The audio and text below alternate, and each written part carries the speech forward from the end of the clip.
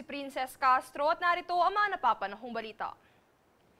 Ibinasura na ng Commission on Elections o COMELEC ang ilang disqualification cases laban sa mga kandidato sa National and Local Elections 2025.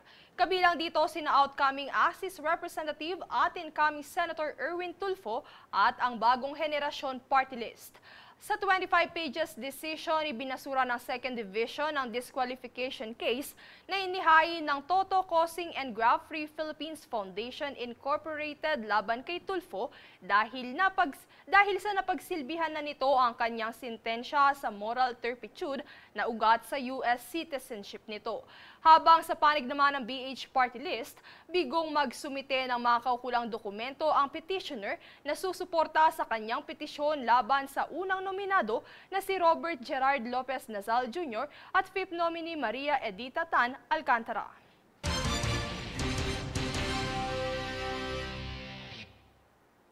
Alaus galapap talaga ang hatid na performance ni Jayvot G nitong Biyernes sa kanyang kauna-unahang bakuran session sa isang amphitheater sa Pasay City. Narito ang aking chika. Nagpakilig nitong Biyernes ang Drag Race Philippines Season 3 Crowned Queen na si Maxie Andreson o kilala rin bilang si Jayvot G. Sa kanyang kauna-unahang concert bilang Jayvot G, aminado ang drag queen at singer-songwriter na kanya pang pinag-aaralan at pinaghuhusay ang execution sa naturang persona. Ilan sa mga guest at nakijam sa kanyang bakuran session sa Mall of Asia Amphitheater ay ang Asia's Soul Supreme na si KZ Tandingan sa kanyang powerful rendition of Rolling in the Deep. Kasama rin sa mga nagpaliyab ng gabi ay ang tawag ng tanghalan Season 2 Grand Champion na si Janine Berdin sa kanilang duet performance ng Nosy Balasi. Ilan pa sa mga guest nito ay ang P-pop rising group na 1621 na kinanta ang kanilang hit song na Bababa. Samantala, bukod sa Drag Race Philippines, isa sa mga breakthrough ng career ni Jayvot ay ang pagiging lead role sa Maxie the Musical kung saan dito niya rin hinango at niretain ang Maxie para sa kanyang drag name.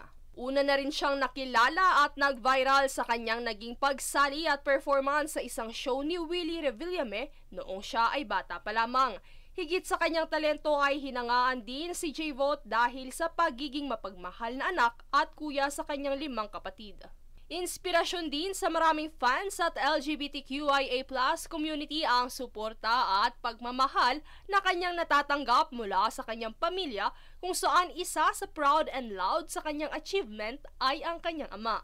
Samantala, tinapos ni Jayvot ang event sa kanyang hit cover ng Diyosa na kanta ni Skaz Takli at new single na Halika Na Halika Na.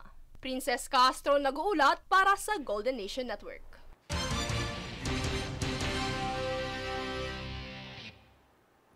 Pumanig ang Taguig City Regional Trial Court sa inihaing writ of preliminary injunction ng Taguig City Local Government Unit para mapanatili ang kapangyarihan ng lungsod sa paggamit ng mga pasilidad sa Embo Barangays kasunod ng pinalawig na temporary restraining order na pabor sa Taguig.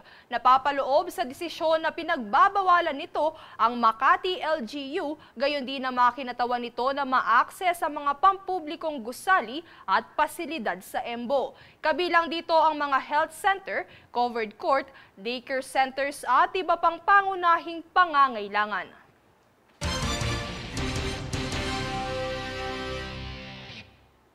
Kami ang boses ng pagbabago. Ako si Princess Castro at ito ang News Force.